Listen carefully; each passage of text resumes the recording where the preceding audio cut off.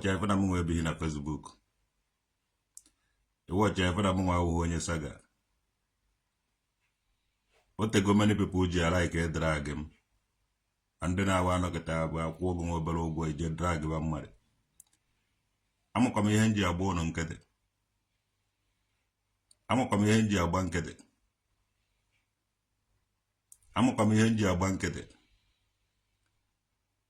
Omukwe owuru na megi henge megi nke ikpeazụ a. Ma ndị enyi gị niile aha faja hafụ gị gbuo ọsọ. Mana mbido chụwa gị nke ikpeazụ a.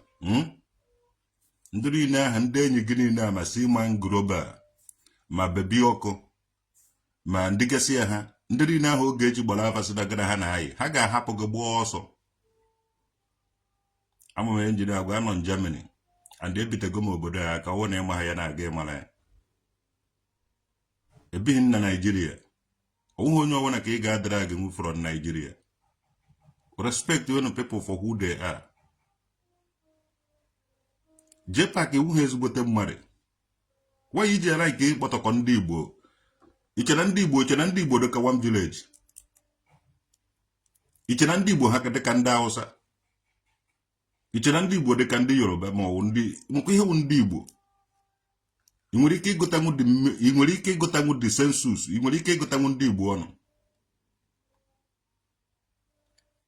Ọwụ na ị ga-achọ ihe na-arụ ọwụ na ị ga-achọ ihe na-arụ ị ga-eme nnukwute mistake. Gaa chọọ ihe na-arụ. Ana m arụ ọrụ na Germany a ifuru. Enweghị m efe ịgbasaga and ebighị na Facebook. Iwacha ụmụazị be m. Amụtaghị m ha na Facebook. Ọwụghị onye ọwụ na ifuru ga-edara gị ya. Onye ọwụ na ifuru ga-edara gị ya. Onweghị ihe Nigerian gọọmenti na-eme gị. And onweghị ihe anybody na-eme gị. Ị na-agala onwe gị dịka o nwere ihe ị gaghị eji gwuo egwuregwu. Enwere ihe eji ha egwu egwuregwu. Ọwụghị onye ọwụ na ifuru ga-edara gị. Germany is not Nigeria. Germany awụghị Nigeria. And they don't respect the law for the anohum illegal n'obodo a. Many things megidere mụnwa ikwu ọtụtụ ihe na Facebook. And then ma apụta na Facebook eme oke iwu nyere m. Ebighị na lawless country. Obodo a nwere law and everybody na respect the law. Ị gaghị anọkọta were mmadụ na drag na your Facebook. Ị nwaghị onye ahụ for the first time. Ị fụtụbeghị onye ahụ anya for the first time. Ị nwaghị ihe onye ahụ na-eme. Ị just nọ na by platform na drag onye ahụ.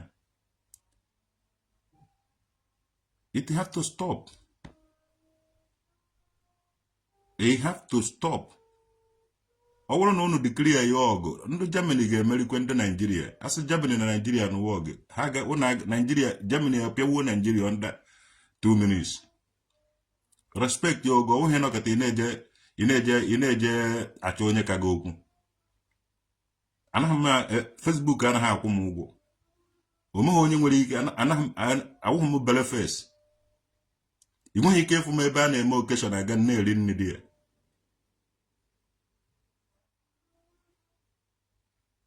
Respect ya onwe gị. N'ezi na-ezuzugharị ị na-agba oge echi saga. Ifela anaghị eme gị. Na ebuzikwere na ya platform because ị naghị ebu m na mma. Ihe na-achọwo n'isi emetụ ịmakwa ije my history. Ime onye nwe before. Ana m eme ibe unu na-eme. Mmadụ enweghị ike ịgbara awụrụ ya. Anụ ọwụna na-agba n'ụwa ya. Respect that name nwoke dị.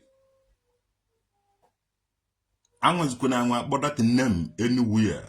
Meme echefutara gị ụmụazị be nwoke dị. Type one nwoke dị na Facebook. Mame echefutara gị ụmụazị be nwoke dị. Respect ya onwe gị. Mmadụ emegbu ọkụkọ asụ na gburu ọkụkọ. Respect yourself. Akpọsikwere m apa na your Facebook page. It's a bomb after respect. You do something. If you make it with me, make it with respect.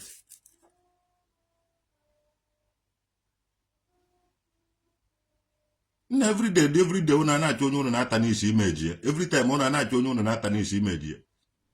I don't too look like that. You may go na about flight. Will I travel Africa? All this nonsense idiot na follow go. I make it. I provide it for myself. You may go na just of time to graduate.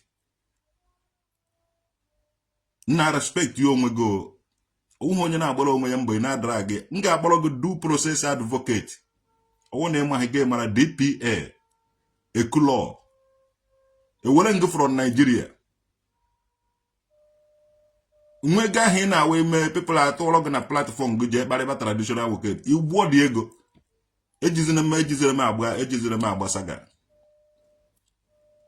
Kembo and Ndozayon metal I have here. Elusurum the case.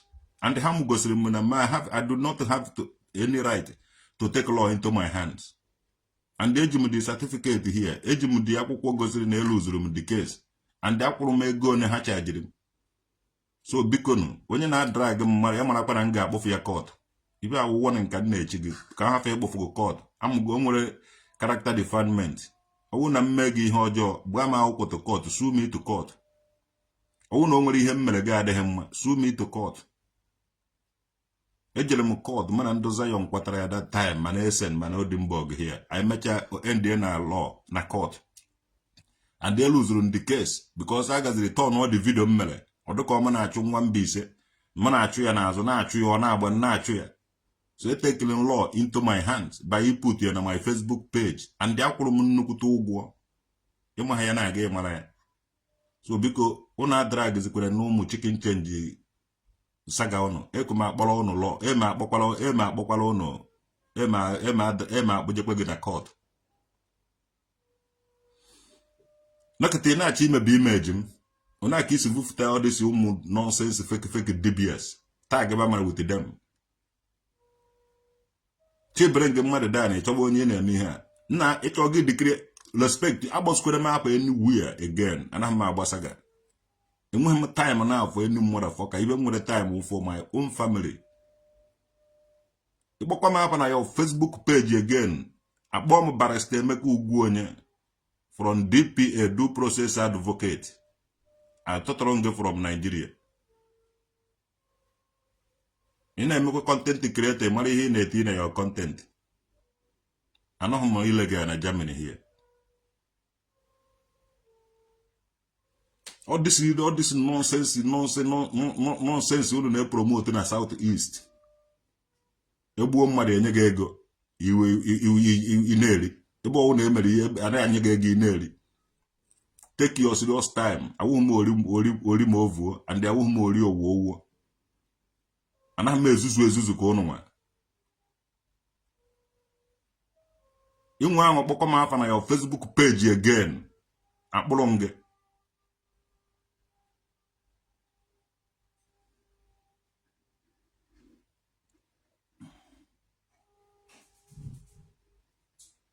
Yes. Inwe ahụ kpọkọ m afa na Facebook page again akpọrọ m gị. Igwe ndị ụkpọ ụwa anụ ọbịa ka ọwụ. Igwe bụ ụnụ wee ezigbote anụ ọbịa. Akpụkọrọ m ndị onye wụ ụkpọ.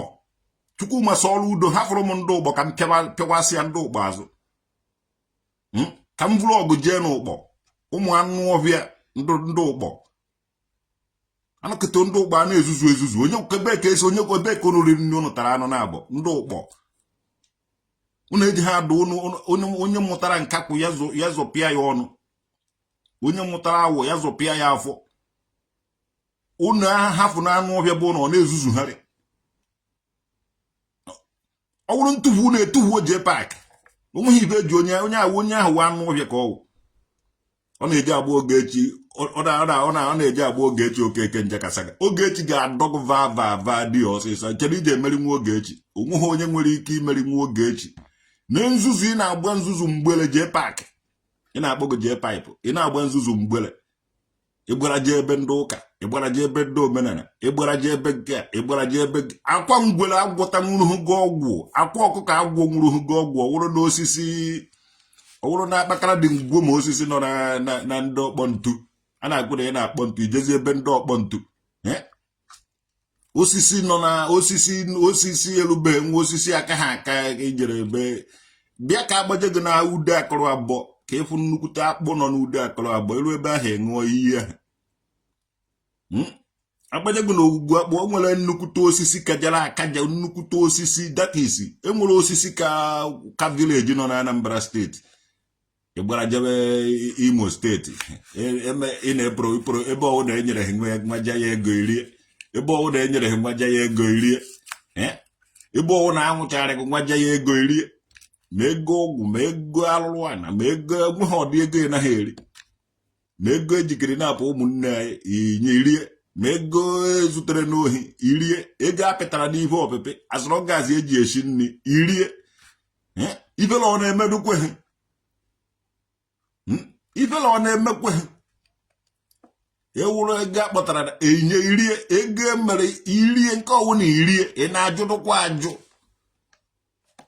nke ọwụ na iwere rie take your serious time agbazikọrọ ebe aba na your page I'm a great man anaghị m eme nkọja ọ dịghị izi gị na-akwa ọkọtara anyị ebi obodo a ọ na-abịa nwuhu kemgbe ahụ nwayọ na ọtọ na ịbịaghị ya ọ bụrụ na ọ dị ofele ibi obodo a bịa ya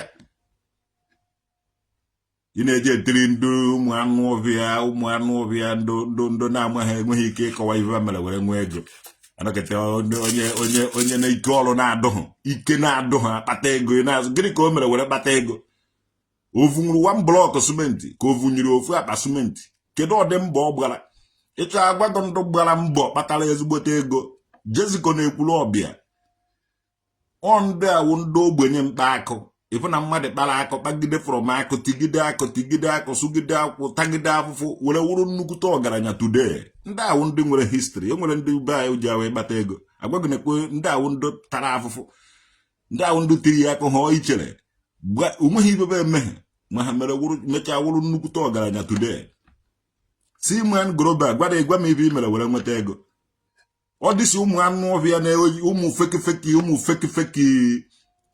ụmụ feki millionaires ọdio billionaires and ọdio millionaires ndị awụ ntụtụrụ ofu ọra nwa afọ ọra fefe ntị ya ị na-eje eteribe mkpu nwanne ndị ọha ejighị shishe adụ na-abịazikwara ebe enye mmadụ nsogbu na onye ọwụna wụ ọgaranya n'ụdị nke onye ọwụna nwere otu o si ya onye ọwụna nwere aims and dreams and the line ọ na-agba na ya Jpac ịdara agwa m ege na etito kongo adị nke m nwa onweghị onye m eje ha esi were chụgo ọmụnwa the king of the saga Ogechi the queen of saga anaghị emeri Ogechi emeri adị nweghị ike imeri nne n'ụwa ọsịsọ mpụta maka gị nke ikpeazụ a na anyị ọkwa nwunye gị atụtụrụ akpa ya na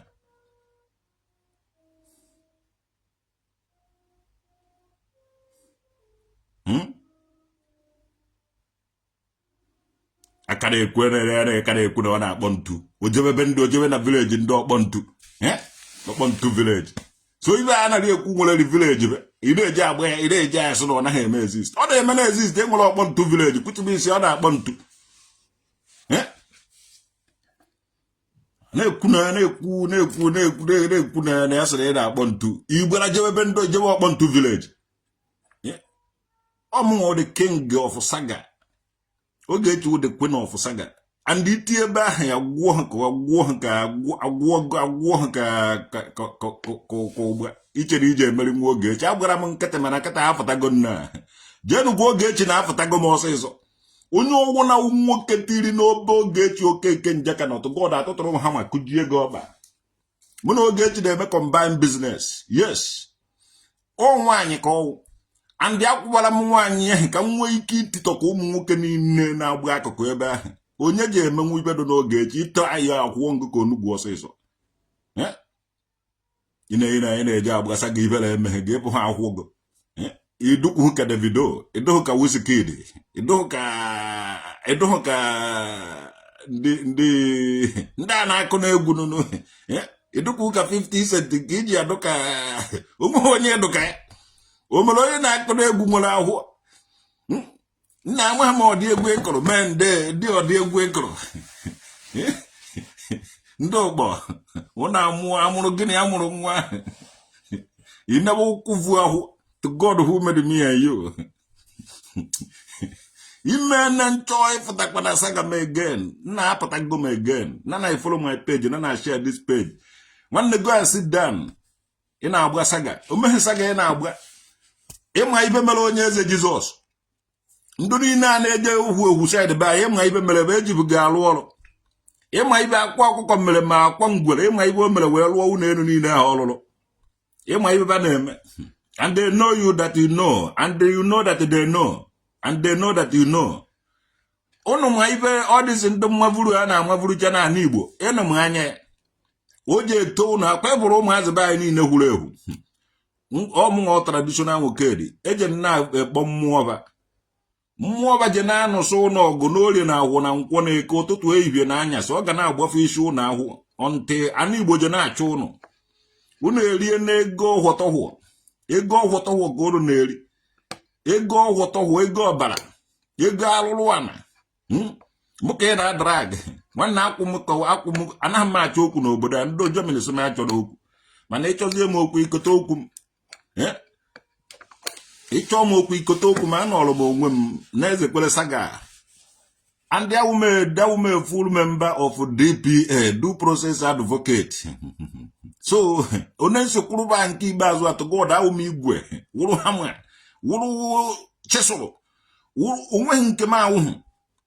Na ịmana through you ibi ndị Zion kwụrụ ụgwọ drag game kịta na egbafugo gbabara gbendu dibia ịmaghị ebe kwụ akwụ idebele face yenye ibe itiele ndị ụka mgbu osie ike idibele ndị omenala mgbu onweghị nke maghị ebe kwụ akwụ gụna onye eze Jizọs wụ ofu ive nwanne ọwụghị onye ọwụna ka iji adrag na share this video ka o luo ya ntị. Ifuru ibe niile ụnụ kọrọ maka m awụghị onye ahụ ka ọ dụ ọmụnwa traditional nwoke dị awụghị onye ahụ ka ọ dụ awụme man of my own timber and the caliber. Anaghị m eme onwe m associate with ndị dị ka bebi ọkụ. Anaghị m eme onwe m associate with ndị dị ka Seaman Globe. Anaghị m eme onwe m associate with ndị dị ka ibe anya ụbaba. Anaghị m eme onwe m associate with ndị dị ka ụnụ nwa. Ana m anọrị onwe bụrụ otu nsi n'ọrịa onwe ndị ka ugo. O nwere onye pụrụ ji asị na m nwa ọwa enyi m. Ana m agala onwe m ebe ọwụ na m chọrọ ịga na-emere onwe m ife dịka ife ana m emere onwe m ibe ọwụ na m chọrọ ime. And ijighị m nche ebe m ji travel. Ọsọ m eje m Kalaba nnọcha Kalaba anawala m. I have my life to live. And agaghị m ebi my life up to your expectation. And ị gaghị eje mme ihe gị ije na-akọ ihe m mere ma ọ kwute ọsọ ya deten. Ego can spendri. Were buga flight nọta na Lagos. Ebe niile nọrọ di ya ego kan spendri ebe ahụ. And ya nakwara m back. So why iji eje etetọkọ ibe m mere? I nyere m the money. O nwere onye nyere m the money. O nwere onye ji asị na o nyere m 1 naira. So enweghị m right ime ihe ọwụna m ji eme before without anybody ije kọtọkọm. Jpac try kwa this time around emechie gị ike to God m ga-edecree ya ọgụ. M ga na-achụgụ mana street. Nga na achụgụ mana onweghị onye m eje ha ezi chụgụ. Respect you onwe go. Abaskwere m iwe nke ikpeazụ a. All the drag them in the past, I forgive you. And even I hapụrụ that page. Page nwere 260 something thousand followers. Egburu the page because of you and your other people. Enweghị m ike nọrọ onwe m. Seaman Globe ha. Ana ma warning ka ọdụ warning ka m na-enye ụnụ nwa dịka ụnụ nwa wụ ndị ọgaranya na-edu Jpac ka ogbubere ụnụ mmadụ. Unu eti ikwere n'ebe m nọ na ụnụ agaghị emenwu ife nọ na m. Unu eti ikwere n'ebe m nwa nọ gwanụ Jpac ya bufu ihu bufu anya n'ebe m nọ. Unu sụkwa ka akwụnibe unu sụkwa ka dragba unu sụkwa ka akụwasịba amụkpaha m ibe imere iwu ji wee kpata ego. Mana mgbe m bịara for investigation ị ga obodo a nọkwa police country ọkakwa mmadụ ụnụ na-adrag ba ndị n'obodo ọzọ ma ndị nọ ilegal ma ndị na-eme ibe nzuzo I drag ya, you get everything now. I will put my eyes on your business. Respect you no no. I am a banana evulun to ga what I told them marenga. I am a kind of foreign organ traffickers and they send the homo touts. Ndagara kwobalogo kagana ebutre home as near na harvest the organ. And I made 3 madam. And I made a god jaw. It got the yes, it got the and they feel Mananga de Jack, I'm not getting nearly. And I don't want to associate myself with the other of your people. You go here from a bone naga. Only want to respect your way and keep Bazua. And a man alone him. Open as a kakuasaba. Eh? Associate way to Jpac was the map. Our one thing canoes, and I'm a historical. Did Bataqua of each other. Una able on do crown.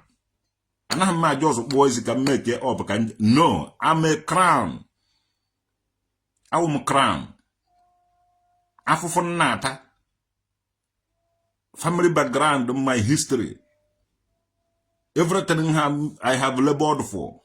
I'm a go crown. One day, I get a bema broom here, drag them. You got to go for that. Any drag in, no drag them, you will pay too much damages on it. You know, maybe a family and a drug easy. On the body, you geese dear.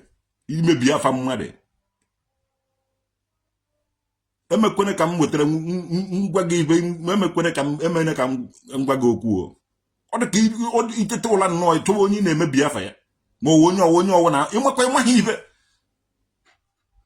were video pack nye ndị PG ndị ụgbọ ma igwe ndị ụgbọ ọwụ na drag ọwụ na akọlụ hụ Jpac na ọda ka ote ndị apology video were yo mana ihe ahụ o jere me na news ya nga abịa fụta ụnụnwa ọkụ ibe o ji atụrụ mmadụ ka eji atụrụ onye ahụ anaeze anaghị emegide anaeze mgbe ọ hapụrụ ụmụ ụnụ ọ ga na-akparị m nwa nga drag igwe ndị ụgbọ ka m mara onye chiri gị igwe wa ọ dịsị nonsense warranty chief unu na-echi makwa na anyị nwanyere ụnụ dị warranty chief ọ dị ka ịma ha na Europe na-achị Nigeria ka ịma ha na-eso na-achị ụnụ take a serious time ọwụghị onye ka mmadụ ọkụchibere onye ahụ ụzọ and onye ọwụna sendiri Jpac nke ikpeazụ a Jpac enwere onye sendiri gị nke ikpeazụ a iri adụ edu onwe gị because it will never, it's not gonna be the same again. Nga apịa gị ya this time ị mara na dike na n'ihu dik na tisi na ọdị mkpa ka anwụ awụghị m ụmụazị ma ọ dịsi ụmụ touts niile gị na ha so drag cha ma ndị otu akwa ngwere ị chọrọ ipromote dibia ị na-epromote fake dibias and the fake nonsense all this fake things ị na-eme ị chọrọ ịtag ya n'ihe m na-eme nwanne mere man olugo mgbe eji amakwa na odogwu ruo mgbe eji ama dike yes m ga na-agba ka m kwuenu all the days of my life agaghị m agba ka m gwuo and anaghị m eme enwere onye na-etiri mgbu so anaghị m etiri anybody mgbu ka anybody kwụọ m ụgwọ 1 naira Jpac emenye gị advice go and find something doing ị ga-ekote a lot of okwu na Facebook ọ dịsị ụmụ anụ ọfịa be anyị na-akpọ onwe ha mironia nwanne onwe ha mironia ọnụ wụ na-ejighị shishi ụnụ gara aṅụ kai na ọgwụ na biya were na-alahụ ụla because innocent children egbuola ụnụ harvestri ọgan ya were wụrụ ọgaranya ha ga na-cry vengeance day and night morning noon n'ebe ụnụ nọ n'orie na afọ na nkwọ na eke ụnụ agaghị echefunata ihe ụnụ mere were kpata ego and ihe ụnụ mere wee kpata ego ga na remind ụnụ n'obi ụnụ all the time high BP heart attack ọdụ ụnụ ka ụnụ ji azọgbunye m like that ụnụ na ọnụ edu Jpac ya ji ewu ha traditional woked ụnụ ewere ego organ trafficker nye ya ego illegal money nye ya ọ na-eri akwụkwọ ya na-aza ntutu isi ya na-akwọchasị nwanne respect ya onwe gị ị mara ibe ị metere gị na ya nọrọ the evil that men do live with them anaghị m eme ya anọghị m n'izu ebe a na-emegide nwoke nke ji anọ n'izu ebe a na-emegide nwaanyị adara gịkwara m again ubere bebekwe ka ha fi mmegi ihe ndị Zion mere. I learn a lesson from Zion members. So na nna akwari unu ugwu na-enye unu this respect unu deserve. Unu unu deserve ihe.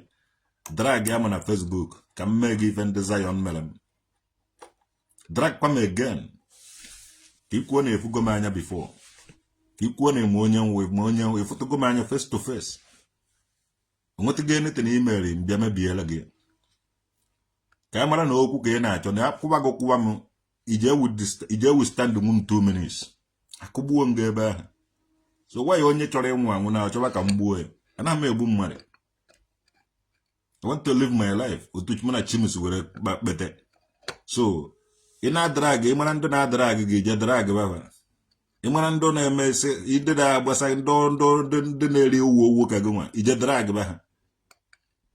Ogechi Okeke Jpac is a great queen. It's a great woman. Obi na civilized country. So enweghị enetere na drag ya. Gị nwa agụọ your history. Otu Gabros si chụọ gị n'ọlụ be na Nnewi. Le ihe imeweziri after. Inweghị history. History ga adịghị good. Gabros chụrụ gị n'ọlụ na ka ị na-amata ise mata ha ọnụ gị dị ya. Nweghị ibe ime nwuru. Ọ papa gị mụrụ gị ka ọmụma gị mụrụ gị ka eji ebele emuwe. Ha mụkwara gị otu esi mụ ndị ọzọ. Mana igwe ha mbọ, ikwe ha agba mbọ, nweghị ibe ị chọrọ ime. Sọsọ ihe a dimkpa dịka gị dimkpa dịka gị na-ezuzu like this. In the name of na ị na-achụ ego, ị na-agbara ego. Ego one ka ị na-agba. Sorry, ego one ka ị na-agbara ihe wa. Onye na-akwụ gị ụgwọ wa. Je chọọ ibe na-alụ Facebook ahụ be mmadụ. Mgbe ndị mmadụ ga-anawazịcha na-ebe ha nawara na-emere onwe ha tens ha wọkụrụ fọ. Ibi ebe a ịgbaraje ebe a ga-egbaraje ebe a. Ị na-akọ ọnụ. Kọrọ ibe nwere ibe a na-ekwu esibe gị n'ọnụ fọta ị na-agụ oge echi okwu. Kwuo ma nke dum ka asụsụ ekwu kwuo ma nke asụsụ ekwu na-ekwu. Mkpọ nwoke ka ịwụ. Nna ifele gị na-eme adịkwara n'akụkụ m ị na-agba oge echi saga. Don't come near me. Mana ga akwụ. Emeasụ nkewa na-agba nwaanyị saga. Ogechi wee great queen ọsịsọ. Ịtara ihe Ogechi ọhụọ gị ka onugwu. Mana ndọrọ na ọ mara mma do na do beautiful ọdụ do na ahụ ọdụ. Mbara ọwụra na-adụ ọcha wa aka mebere. Ọwa aka mere azụ ọdụ otu ọ dị. So Ogechi ahụ ịkpụrụ mara mma one ahụ. Nwere supporters mara mma. O nwere supporters nwere ego. Many people kwụwara ya. A lot of people like ya ka ọ na-represent ha. Onye kwena kwụwara gị. Onye na-represent onye ka ị na-represent with ahụ. Ị nwere ike buru afọ gị fere feta ebe a na-eme ibe nsị ya gụọ gị mabara na toilet. Achọba gị achọba. Afọ tụkọrọ ahụ nsị gị. Ya nwere ike feta ebe a na-eme ibe ka ị kwuo mee nke a short afọ ga aha adịghị mma onweghị onye na-represent. Omekwu ha akwa na-efe ite gị. Ogechi ahụ ịpụrụ wụ people so ndị ọ na-esi ekwu ya. Anya ndị mmadụ ji afọ ụzọ wụ ife ahụ. Ịtara ya Ogechi Okeke Jpac. A lot of people mara mma. A lot of people nwere ego. A lot of people siri ike. A lot of onye ọwụ na likely Ogechi ahụ. Because for too long. Ife a na-egosi ya iwu nwaanyị onye ọcha a na-akwụbacha ya n'akụkụ. Mana anyị kwụbara nwaanyị onye ojii this time. Ọ na ịma ha ga-emara. Anyị kwụbara nwaanyị onye ojii. And ọ ga na-ekwu ibe ọwụ na anyị chọrọ ka o kwuo na-ekwu ya dị ya. Ka anyị mara n'onye ka anyị fụsị inwe ya n'ọwụ. Ka anyị fụ bebi ọkụ ọwụ. Ka anyị fụ onye wasị na ọwụ nwoke nwechiri amụ na abụọ nwere mkpụrụ amụ jeje tiyo n'oge ka anyị pịawa ya azụ ka anyị gụbara na data ụmụanụ mụtara nwoke. Yes, o omenala ka anyị dị anyị kwụwara Ogechi ya. And ụmụhụ onye motherfucker mụnwa na-ekwu today onye so na ọwụ nwoke na amụsịrị ya ike fọtagoro kwuo okwu ebe ahụ. Ka ịfụ na nwoke do na anyị na-enwere jama mmashin ụmụ anụ ọhịa. Unu na-apụta agba nwaanyị saga. Anyị kwụbara nwaanyị ahụ. So gaa gwa ụmụ atụrụ ibe gị. Gaa gwa ndị a na-enye gị ego awufu.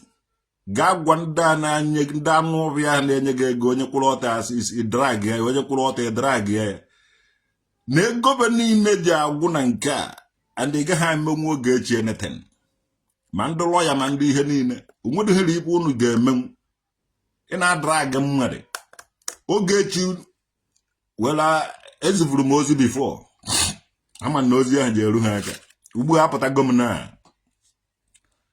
Jpac people na-akwụ gị ụgwọ people na-eme all kinds of ibe adịghị mma na-akwụ gị ụgwọ ka ị gbata isi strong one so that ụmụ anụ ọbịa ji akwụrụ mana people a stand go oge echi ọ bụrụ nsọnsọ oge echi ka a stand a lot of oge echi nọ on the line mana ofu oge echi ga-anọ a lot of oge echi akwụrụzie n'akụkụ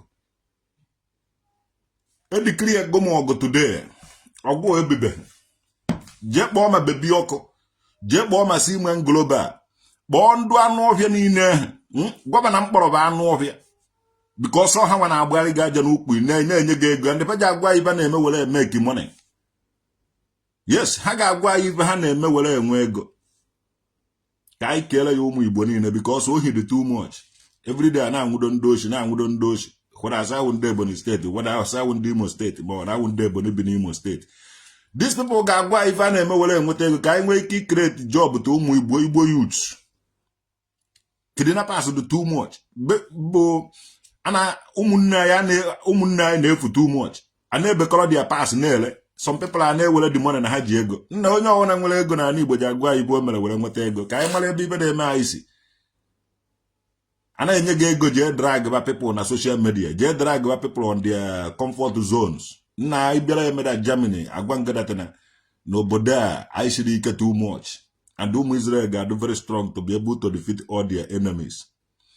Onye ọwụna na-achọ m okwu ọkwa mbe ịnụsa gị ọgụ ana m ekpekọrọkwa ma ihe niile na-akwụrụ ibe niile gị na ya kwụ jee warning to bebi ọkụ warning to Seaman Globe and all this ụmụ chakakpons niile na-enye Jpac ego ya ga-adrag ba ndị mmadụ nwanne ọkakwa mma na ụnụ gara skuul ọnụ ụnụ na-esi ike advice for lawyer ụnụ because ihe na-emewe ihe mmụọ ife na-emewe ife mmụọ m ga-atụkọrọ ụnụ niile na udude nke onye ọwụna na-enye Jpac ego ya je onye ọwụna na-enye Jpac ego m ga-atụ gị na udude nke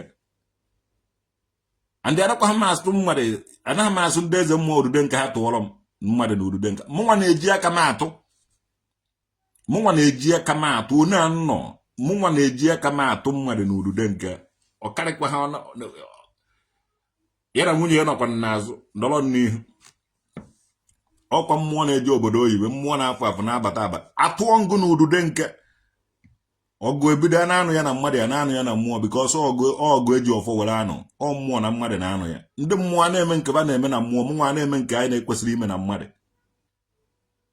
ana Igbo ga-adịrịrị mma ibe ọjọọ ga-akwụsị na ana Igbo all these people na-awa na ọ na-eyi ụmụ akwa na-aṅacha na-acha vavava n'anya pụta na social media anyị ga-ejide ụnụ ka ụnụ gwa anyị ibe ụnụ na-eme were enwe ego kidnappers dị too much na ana Igbo ụnụ a na-eme content all these people na-eje chana mana họteelụ dị iche iche na-eje enwudoche na-eje enyecha information all these informants ụnụ a na-eyuzu Jpac eyuzu onye gị too much ọwụ na ịgbata ha ego ị ga-eji achọ ibe ị na-eme a ga-akpara gị aka onye ọwụna nwanne efukwara again all this informant niile a eji anata fonu gị nyochaa fonu ahụ ka afụ nkata ị na-akpa wuti fonu gị ahụ gasị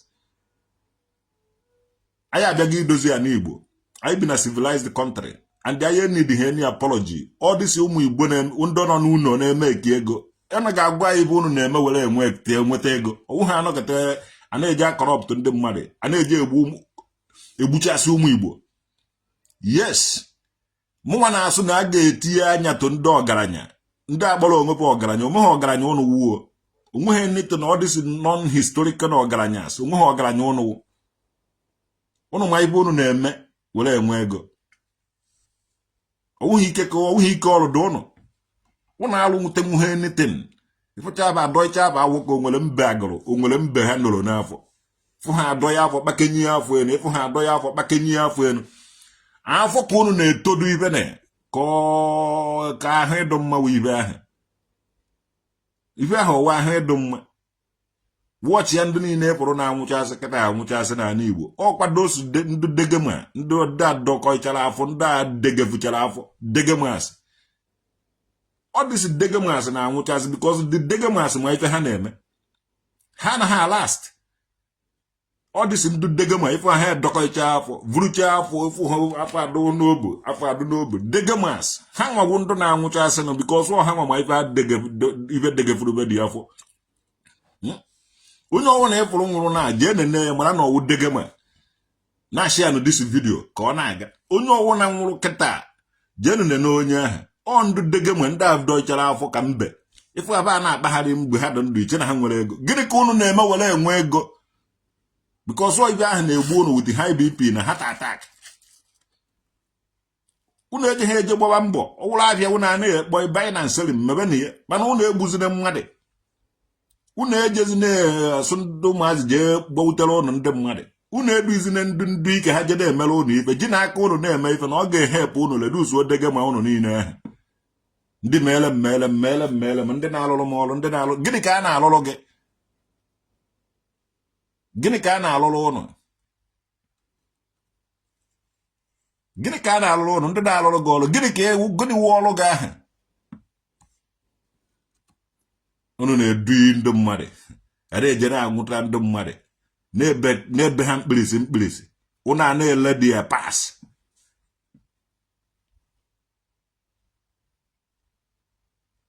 why you did not go to your village you run back to Germany yes amụgụkwado m amụ na amụgo m amụ and ịma na Africa do how many countries 55 countries Ejebedohum almost 20. So I still want to go more. I want to travel many places. Ndị nọ n'ụlọ nọrọkwana n'ụlọ ka ndị na-eje njem nwee ike ị na-eme njem akwụkwana m prọfesọ ọ bụ na ngụta somewhere na history chọọ ka nje ebe ahụ ọ mee jene the place njụkwana aga ajụ nwa ya iji aza fekineme na-aza mkpakara ga-amụ ọzọ mama gị vurugo na ahụ ọnwụ ite naanị ọmụchara gụba gị mkpakara ga-amụ ọzọ ka ịma na ọnụ nwawo ndị na-egbuchasị ụnụ nwawo ndị na-ekiri na-abụ ndị mmadụ n'ala Igbo na-ebe ha gbuo ogbuo ụnụ nwawo ndị virus batara n'ala Igbo na-eme ibe ọjọọ dị iche iche n'ala Igbo na-aza fake names na-aza fake names charity begins at home anọtago m unu aha too much kịta da achọrọ m travel like Marco Polo like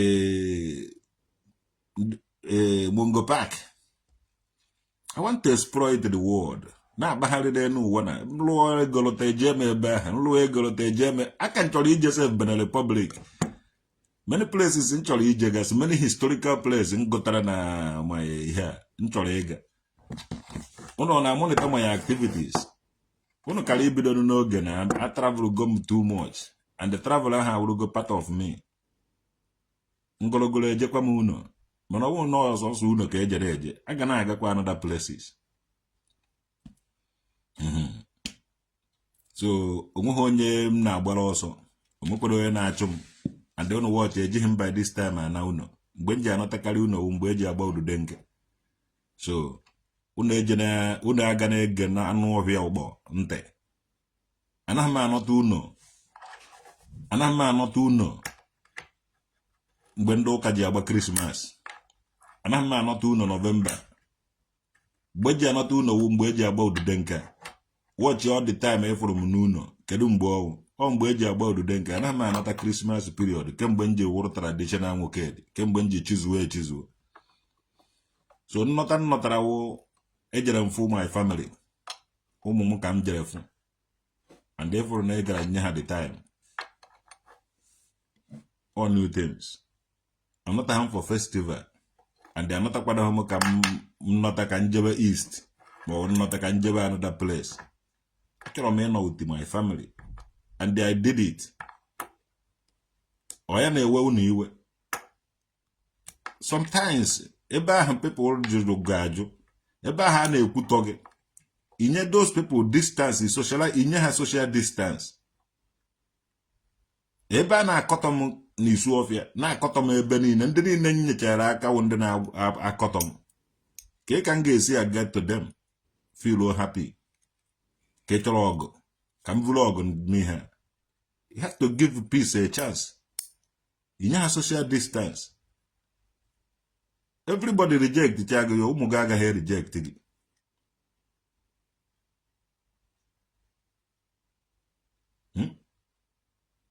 Ọ na njere Gambia onweghị ibe eje ha akọ ebe ọ na njere Jpac m ga-eme gị ihe like ha ebe ọgụ nwa ka a na-edu monitor traditional work activities isekwu ha aka n'ebe nnọ ọwụ na ise ha aka n'ebe nnọ ana m agwa gị ya na-agbasi gị ike si aka n'ebe nnọ na ịmaghị onye nwụ before ihe ị na-eme na-egosi na o nwere ndudu iri gị special. Go and attack this man, go and attack this man, and that ekwensu anọ n'ime gị m ga-atụ ya nga. Jpac ana m awụ ọnụ gị nke ikpeazụ a. Allow me to be where I am without notice.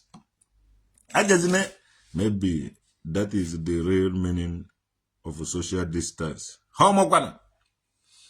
Enyere m people social distance. Ịbata n'ụlọ a na-akọtọ maka gị na-ekwu nke a na-ekwu nke a. Many people are forged go news. Teacher ya n'isi traditional nwoke. Inu ife a na-ekwu maka gị behind you. Ị gaghị atụfukwala a lot of people ọnụ.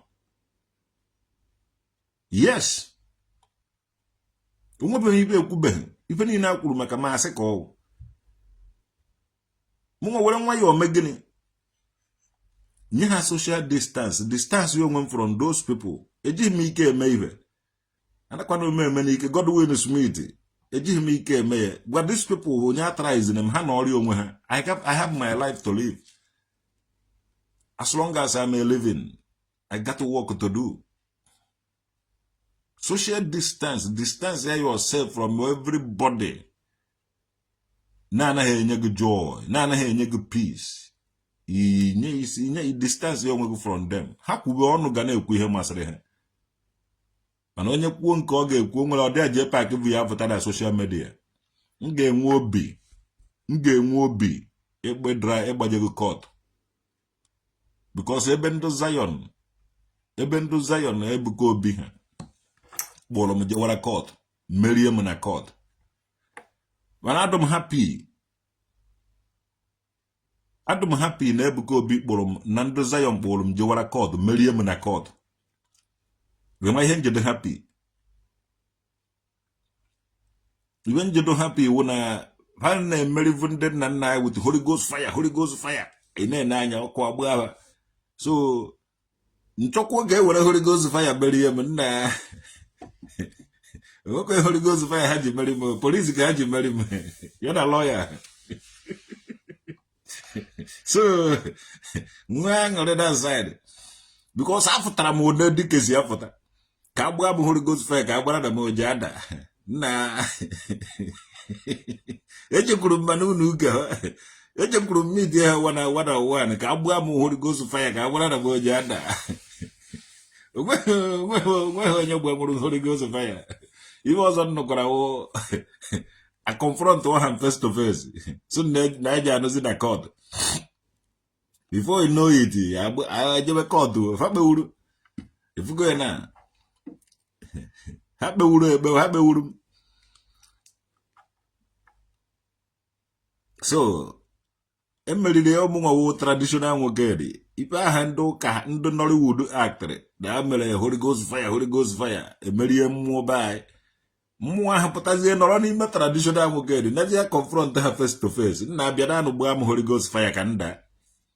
Umeghị onye gbatụnwuru m with Holy Ghost fire. Sozi ya mere wee jere kpọrọ m police. I win one through court. Win over through mgbọrọgwụ na mkpa akwụkwọ through natural power. So kemgbe ahụ nọziela onwe m because ọgụ ebugo. Onwe nkịta ebuka obi eje nkịta afụta sị na ọ na-agba Holy Ghost fire na ọ na-agba Holy Ghost fire. No. Police ka o ji akpọrọ go with legal teams. Emerie ego. Onwe bụ onye ụka ji asị gị ma odu ha eje. Omebe a pastor ji afụta sị na o nwere ike nnukwu. I choose one day, the time and the venue.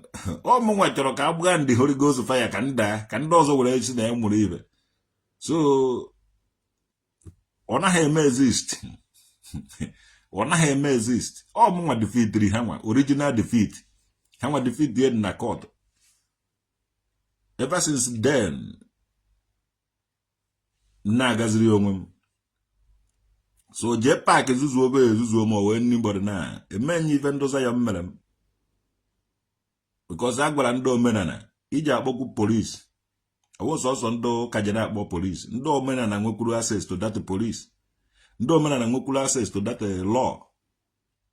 No, na for long time I ain't trust ihe I nwere ike I nwere. I actually made that law embrace. But now when I made the law embrace, everything will follow upon us because I want to buy it from do kabia. So law ahụ ka anyị ga-ejikwa pewasị kwaba azụ.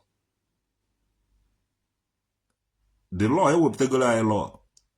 Ma ndị Muslim, ma ndị Christian, ma ndị Godel religion, ma ndị tradition, ma ndị Jew, onye ọ na-eyuzu ya. Umehebe onye ụka ji apụta na Nigeria again. So go na o ji Holy Ghost fire win on ndị omena na ọwa asị.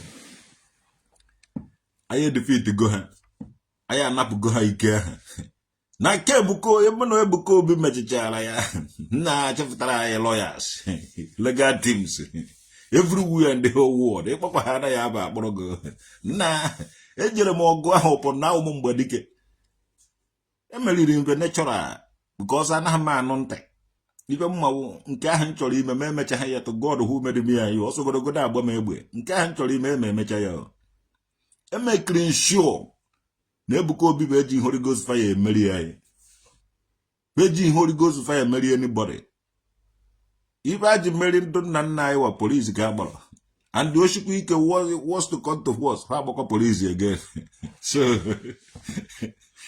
now you know. God will do some it. A lot of people buy now fake names. Because to God a lot of people buy as a fake name because you will your name at Totronge. Mobile sort of Akuna Katanga. You was a 100 use my Jpac, Mando, and go Belleface. One no face by Beleno face anywhere. Kinsley centigrams of Stephen. Jpac Chorokam who go do gas no more where I go nugu. O get the queen of Saga Piana Pia Chakamu. Obviously, an idea and I join my metal on my journey. We go and spend almost we go and spend. We made that a tour in Lagos. On our one on our Kwangwere, a Jewala Arab country. Going on a Jewala Arab country. Umuhonian are second Nigeria here. So why Mwa be Africa? Naka nature to nature to save a Bian Africa. Because so now my hand at an hour na uhi wunangana be Africa. Saint Anthony, Kizito, Chukwebuke. Oh, he wouldn't get Africa. I'm not a go my bit a gomo Obodeaka. Oboda do can peaceful, calm. I'm not a go my can Oboda, name music and do Oboda. So it happened.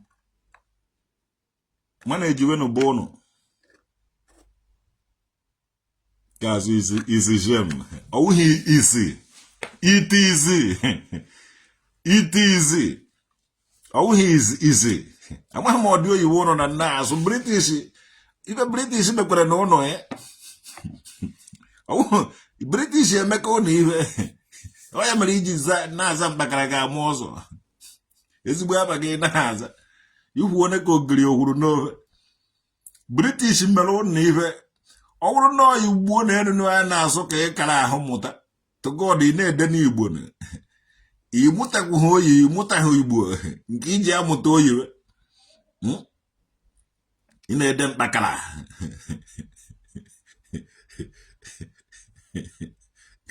Bakara Gama.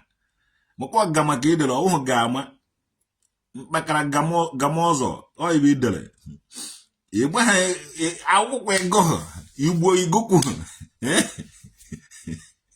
chai Stephen enu okeke ihe say you know come back village you dey fear ibe Jpac gwara ụnụ ibe Jpac ibe anụ ọbịa ọkpọ gwara ụnụ I dey fear Lagos nwere location abatara m ndị m na ha nọ here sum ke location m nye ha location e wee deten tie ebe tiri chena m ụmụazị na ego mmere invest na security eji elu duplex na village ụnụ ka m gwazie gị ọ bụrụ na o nwere mmadụ nọketere zuzuo ọ bụrụ na anybody nwere anwa zuzuo na Lagos ahụ ọ kara ịbụ ha powerful traditional wokerede because helicopter ndị Germany ga-adarịrị n'elu na ọ ga-atụrịrị na location ma ahụ tụọ ụdọ were gbedata kpụọ ihe niile n'ebe ahụ naanị onwe onye ọwụna ka ụnụ ga na-achụ onwe onye ọwụna ka ụnụ ga-achị na-achọ okwu ana m agwa ụnụ ihe a na-agwasị ya ụnụ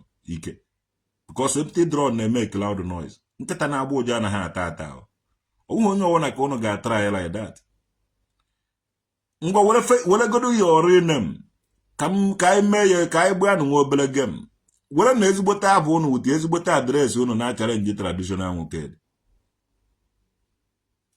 ka nne eri ụnụ ka nne eri ụnụ and ndị ọgaranya ahụ ma ọwụ ndị ike ụnụ ahụ ga-anọ ma na-eri ụnụ and onwe ibe ha ga-eme ka onye mee onye kwuo okwu erikwuo onye gịnị ka unu ji eyuzu fake names were challenge onye na-agara onwe ịhụkwara m ka m na-aga n'airport ụnụ uti chief mkpụrụ okpu m anya ụwa niile na-afụ m ka onye so na o nwere nke o ji ya kwuo ya weta ya ka ahụ ibe eji ama dike ife eji agba odegwu si mangorobe awụghị odegwu bebi ọkụ awụghị odegwu ndị niile a na-azụ odegwu na Facebook awụghị odegwu ka ha wụ they want to be noticed. Yes, odegwu anaghị ekwu na ọwụ odegwu na ọ gabe ndị mmadụ ya mara na o nwere onye gabere nụ ọ naghị ama na ọwụ odegwu sef. Yes, come na nka if you are strong man. Ị na-ewetara ndị na nke ahụ ọjọọ gwa m ezigbo aba gị na ụna anyị nọ na gwa m ezigbo taa ma onwe gị identify ka m were gị na ụna anyị nọ na ewere gị na nke ahụ ana m emekwanụ nzuzu Chiemeri Chukwu emeri obi nwa Esomchi ọ bụrụ na ha kara izuzu na Lagos ka ha fụ machine oche na onye ọwụ na-ezuzu nwanne if you buy adon na law obodo a ndị obodo a anaghị agbawa ndụ nke ha aka ebe ọwụ na ụmụ fanọ ha na-anyafa na anọdụ ya. Yes, awụghị m eje ha egbuji aka m lee ya na-abịa ọwa asị onweghị onye ji emenwu ibe nọ na m chenawụ onye na-aja ọsọrọ na-aga ute atụrụ atụrụ na-enweghị onye nche enwere m onye nche ọsịsọ unu ọrụ m ndị obodo a monitọrọ my activities na WhatsApp ha monitọrọ my activities ka wụrụ na ọ nwere any day just one single message but ha anụzighị from me ị na-anya helicopter ga-ada na that location ma ahụ gba tụọ ụdọ wee rituo kpụọ onye ọwụra n'ebe ahụ ụnụ amara na ibe ka na empty drone na-eme cloud noise na nkịta na-ata ata na ha agba ụja. Yes, ekwesịgo m ịgafe a without unu ahụ lụrụ na village mana ọ na-awụ na-agafe a somebody anọrọ somewhere na-eri ibe niile ahụ na-emebi isiri m a lot of things na-ekwu na ma na-adịghị eme exist ọ na onweghị ibe na otu ahụ adịghị so ọ iweche ha ma aka klọkụ azụ banye bịara unu ahụ anaghị ebu echi ha azụ ịbata be nwoke dị na ifu na unu na-agba n'ọdị ya na mmadụ na-agba n'ebe ahụ ụka ọzọ ahụ m pụrụ apụ ịchọzi ịgụ my history ịgụọ my history ịchọkwara ihe ịgụ my history ị nọrọ dị egewe ndị na-eje na nka eje ekwuru ọbịa eje akpagharị akụkụ agbata obi na-agago mfe a egbe na ugo anaghị azụ ofu abịa adị ọnọdụ ugo anaghị adụ egbe ahụ mma ibe mmenwuru onwe duho onye mmadụ fọka n'ime unu ga-emenwu ya akụkọ ka unu na-akọ ndị na Facebook most of ibe niile unu kọrọ na Facebook sọnsọ ofu ibe ka m ji awụ mme odibọnk ọba ncha niile Rambo ọmụnwa eziokwu sọnsọ power no be powder. These people no get ba na-eji achọ moto na-agbara onwe ebe achọ ka ha dawi na moto aka moto gbuo ebe ka asịra moto ahụ gbuo na mmadụ di moto anaghị egbu mmadụ di moto na-agara onwe owu na mmadụ ejeghị daka ịbara na moto ahụ agaghị egbu anybody. Awụghị m mgbara taa and awụghị m anụ a na-ata anyhow. Obodo ọwụ na nna-eji ana m eje obodo ahụ pịawa mmadụ ya azụ ọsịsọ. Abịala na Nigeria ọkwa mụ na ndoza ya mpịara ya nụrụ ọgụ mee ibe niile anyị mere. Ọkwa na Lagos ka ba nọ na-agọ ọkwa ha nọ dị ya fụ m nje fela shrine ụna anaghị abịa kpọrọ m fada ha achọrọ m bịa ụna anaghị achọrọ m bịa ọkwa ụnụ na ebe ahụ ntụọ jee na fela shrine ụnụ kara ịdị ebe ahụ ka ụnụ hụ ma ndụ nwụrụ anwụ ma ndụ dị ndụ to God who made me and you. Ejere na nke sentifela to God who made me and you na-ahụkwa ya senkuti ị na-abụkwa ihe a edere ya sentifela kuti to God who made me and you. Ejere m eji m sentifela kuti were nọta Germany ịbụrụ ihe ahụ sentikuti eji nye nọta so muna these people are on the same level. Emechagolo mbe ibe nchọrọ imere ha were nwayọọ na-ebiri onwe my life. Awụ m papa ụmụazị mgbe ndị ụka na-akụtu isi udo niile nọ n'ala Igbo were mee ibe niile abandon were jebe for that mission. Ejechara nya nọta ma meet kwa ụmụazị. So kedu ibe ọzọ m ga-emere ndị Igbo bebi ọkụ omenwuru ya si nwe ngorobu omenwuru ya o nwere ụmụ anụ ọhịa niile a na-ese ndị Jpac anụ well ndị anaghị m emekwara ibe m na-eme ka mmadụ too m na mmecha ya ma asị na ọsị gị na-echọghara jọwara because I got many things to do and onwe onye na-akpọ m akpọ n'ibe m na-eme mmụọ na-akpọ m ma aga mee ya afụ ma ndị dị ndụ ma ndị nwụrụ anwụ lo eziokwu ka m na-agwa dịka na anụ ọbịa na-akpọ Jpac ifele anaghị eme nwoke ahụ ọ bịara onwebeghị ọ dịka fekete nso promote beghị n'ala Igbo everything wu fake ọ ga-epromote everything fake na-ebi fake life nonsense life. Nwanne I'm proud of German machine. I'm proud of obodo a nọ. And I'm proud na nga anọ n'obodo a.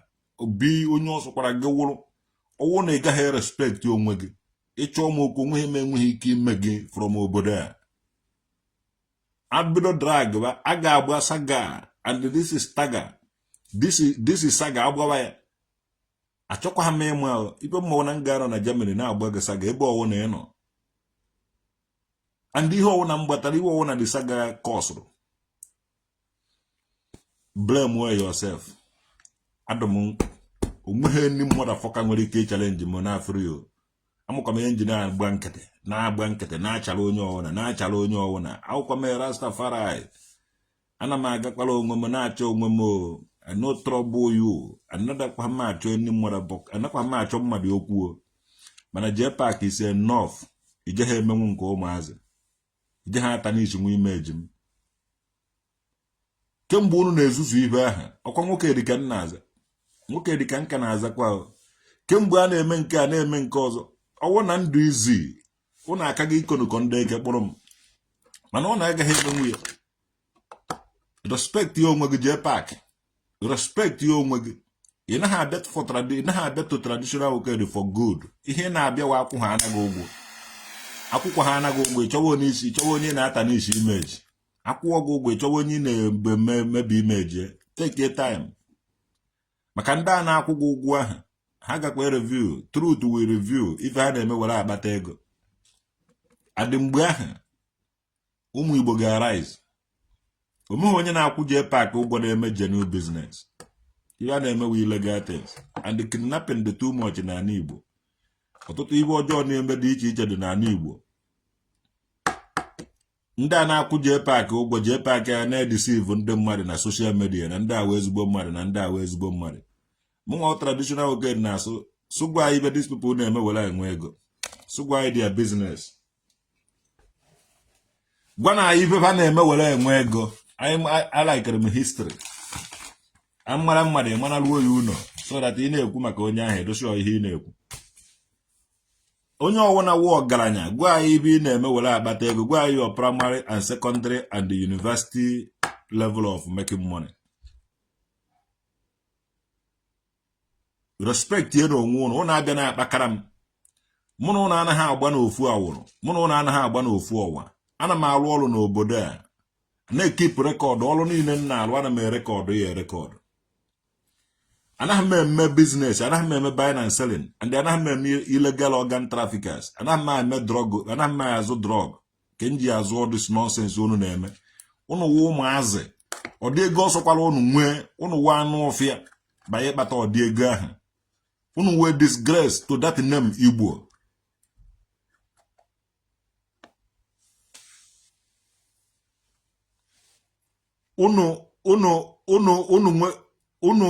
unu disgrace to ndị Igbo that name Igbo Jpac you have Jpac saga king iwa anu ọbịa all this thing in name all this your nonsense thing in name onye me drag you have all my voice note ime nkwụsịrị gị ọrụ here onwedo Nigerian police agaghị ahapụ go the Nigerian police agaghị azọ gị ana nkịta awọ no gana everybody nọrọkwa because uno yoba mbiko anakwa make advice from anybody more biko from anybody omukwo onye nwere monopoly of violence you have all your destiny as who you have all my voice note as who you have all my voice note as what who are you I want a Nigerian government more what these people get nefuru mana ganya a man give a rien under 2 minutes.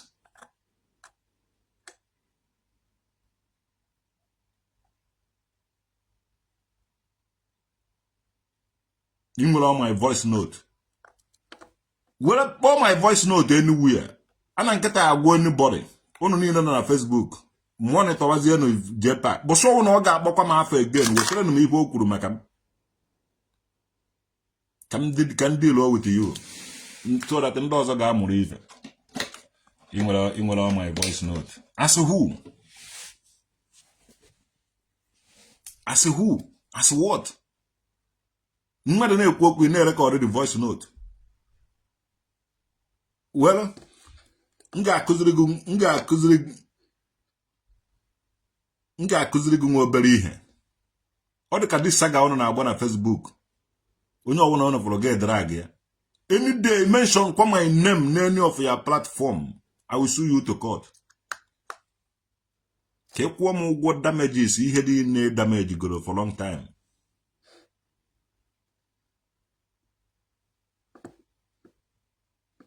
I make my history. I live here in Germany. I don't want to ewe gị wee chọ apịawa nga azụ. Yes, enwere m privilege ịpịawa gị azụ. Inwe the thing, enwere nye. Ndị apịawa gị azụ. Anụ mpam. You drag it abe ndị na Nigeria. Or 419 no ihe unu na-eme. Anụ ọhịa na-ewetere ndị Igbo afọ ọjọọ. Na ka nzakọ ọla biko ọ dị mkpa.